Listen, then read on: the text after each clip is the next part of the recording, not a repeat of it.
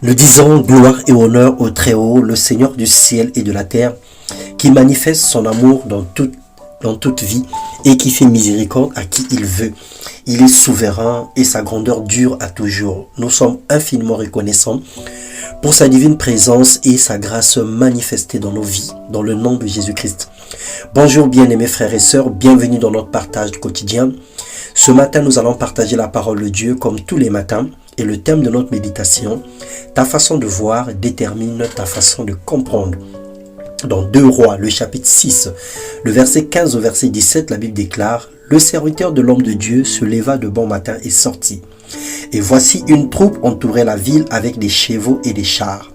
Et le serviteur dit à l'homme de Dieu « Ah, mon Seigneur, comment ferons-nous » Il répondit « Ne crains point, car ceux qui sont avec nous sont en plus grand nombre que ceux qui sont avec eux. » Élisa pria et dit « L'Éternel ouvre ses yeux pour qu'il voie. » L'Éternel ouvrit les yeux du serviteur qui vit la montagne pleine de chevaux et des chars de feu autour d'Élysée.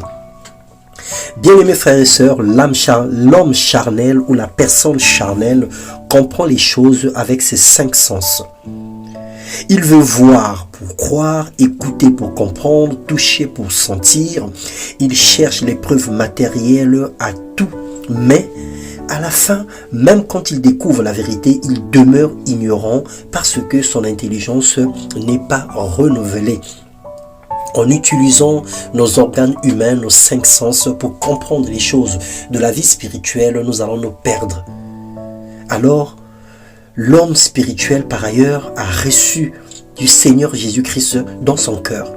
Il a reçu le Seigneur Jésus-Christ dans son cœur. Il a accueilli la vérité et la lumière brille dans sa vie. Il écoute avec son cœur, il agit avec foi, il marche avec confiance et assurance. Et pour les questions sans réponse, il trouve des réponses dans la parole de Dieu. Parce qu'il n'est plus sensationnel, il devient spirituel. Thomas répondit un jour à Jésus, « Mon Seigneur et mon Dieu, parce que tu m'as vu, tu crois. » Lui dit Jésus, « Heureux ceux qui croient sans avoir vu. » Jean 20, le verset 28 au verset 29.